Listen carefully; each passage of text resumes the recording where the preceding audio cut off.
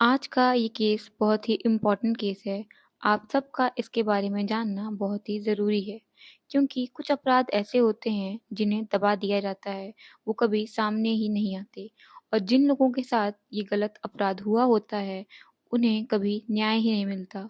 उनके परिवार वाले ये आस लगाए बैठे होते हैं कि उनकी बेटी, बहू, पत्नी या जिस भी परिवार के सदस्य के साथ बुरा हुआ होगा, उन्हें न्याय मिलेगा, लोग सपोर्ट करेंगे। लेकिन जब लोग जानेंगे ही नहीं, बात ही दबा दिया जाएगा, तो लोग सपोर्ट कैसे करेंगे? और अगर कोई गलती से सवाल उठा देता है, तो इस बात का रुख ही बदल दिया जाता है, पूरा मुद्दा ही बदल दिया जाता है। इसे एक धर्म का टॉपिक बनाकर पेश किया जाता है और जो सवाल उठाता है, उसी पर उल्टा केस कर देते हैं। ये केस जुड़ा है सौजन्या की हत्या से और उसकी जैसी बहुत सी लड़कियों की हत्या से, जिनके साथ बहुत कुछ गलत किया गया था। घटना कर्नाटका के एक धर्मस्थला नाम की जगह की है। साल 2012 में एक 17 साल की लड़की सौजन्या, जो कि पढ़ने लिखने में बहुत ही अच्छी थी, वो वहीं के एक कॉलेज श्री धर्मस्थला मंजुनाथेश्वर में पढ़ती थी। 9 अक्टूबर 2012 सौजन्या कॉलेज गई थी और रोज की तरह ही घर लौट रही थी। वो घर के लिए निकली तो थी, लेकिन कभी भी घर वापस नहीं आई। उसके परिवार वाले बहुत ही परेशान हो गए थे क्योंकि सौजन्या घर ही नहीं लौटी थी। वो परेशान होके उसे यहाँ-वहाँ ढूँढने लगे और जब वो कहीं नहीं मिली, तो वो लास्ट में पुलिस के पास गए कंप्लेन लिखवाने। अगले दिन 10 अक्टूबर 2012 की सुबह एक किसान को नदी के पास जंगल में सौजन्या की बॉडी मिलती है और वो बहुत ही बुरी हालत में मिलती है। सब लोग देखकर डर जाते हैं। उसका हाथ उसके ही दुपट्टे से बांधा गया था, उसके साथ शोषण किया गया था, उसके सारे कपड़े फटे हुए थे और उसके प्राइवेट पार्ट में वहीं जंगल की ही मिट्टी उठाकर भर दी गई थी। ये सब देख लोग दंग रह गए थे। उसके साथ बहुत ही ज़्यादा हैवानियत की गई थी। यहाँ तक उसका पोस्टमार्टम भी सही से नहीं किया गया था, लेकिन उस रिपोर्ट से ये तो साफ था कि उसके साथ हैवानियत की गई है और उसे फिर बहुत ही बुरी तरीके से मारा गया है। जो सैंपल्स उसकी बॉडी से लिए गए थे लैब भेजने के लिए, उसे लैब भेजने में ही पुलिस वालों ने 10 से 12 दिन से भी ज़्यादा लगा दिया था और तब तक वो सैंपल डिस्ट्रॉय हो चुके थे, वो किसी काम के नहीं थे। पुलिस वालों ने कुछ ही दिन में एक आदमी को पकड़ लिया। उसका नाम था संतोष राव।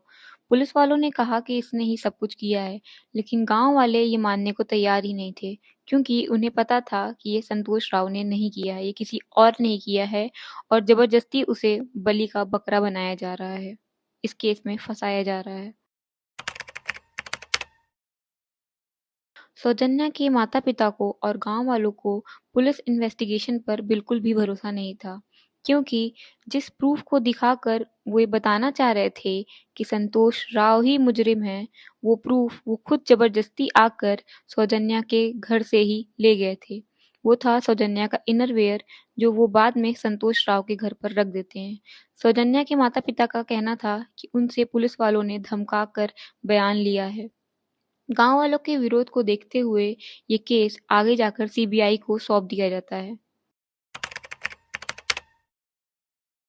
सीबीआई ने इस इन्वेस्टिगेशन के लिए काफ़ी साल लगा दिए। काफ़ी साल बाद भी उन्होंने कुछ खास पता नहीं लगाया, बल्कि वो भी यही कह रहे थे कि संतोष राव ही असली मुजरिम है। जो बात पुलिस वाले जानबूझकर साबित करना चाहते थे, वो सीबीआई ने भी साबित कर ही डाला। लेकिन गाँव वाले जानते थे कि संतोष राव असली मुजरिम नहीं है, बल्कि अपराधी तो कोई और ही है। कुछ लोगों ने इस केस पर वीडियो भी बनाया था और उन अपराधियों का नाम भी बताया था। यहाँ तक उन लोगों ने ये भी बताया था कि उन अपराधियों ने और कौन-कौन से अपराध किए हैं। लेकिन उल्टा उन पर ही केस हो गया था और उनकी वीडियो भी डिलीट कर दी गई थी। तो मैं इस वीडियो में किसी भी रियल अपराधी का नाम नहीं लूँगी। आप सब बहुत समझदार हैं, आप खुद जाइए, सर्च करिए और इस केस के बारे में पढ़िए, जानिए, आप खुद समझ जाएँगे।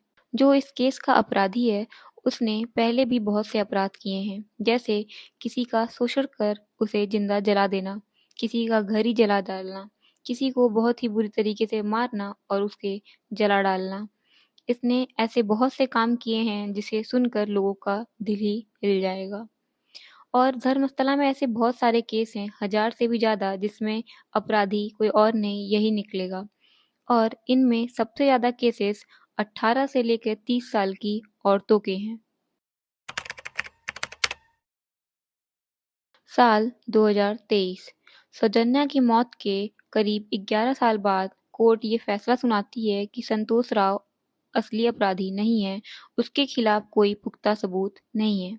गांव वालों और सौजन्या के परिवार को तो पहले ही पता था कि संतोष राव असली अपराधी नहीं है, लेकिन असली अपराधी अभी भी खुलेआम घूम रहा था।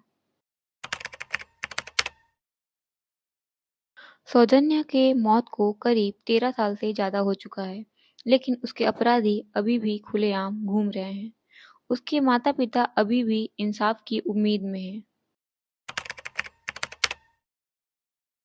ये केस हमें ये सिखाता है कि कई बार अगर जनता सामने आकर खुद आवाज़ ना उठाए, तो कई मामलों को ही दबा दिया जाता है, कभी पावर की वजह से, कभी पैसे की लालच की वजह से। ये कहानी यहीं ख़त्म होती है। आप सबसे रिक्वेस्ट है कि इस वीडियो के बाद इस केस के बारे में पढ़िएगा ज़रूर। अब मिलते हैं नेक्स्ट वीडियो में।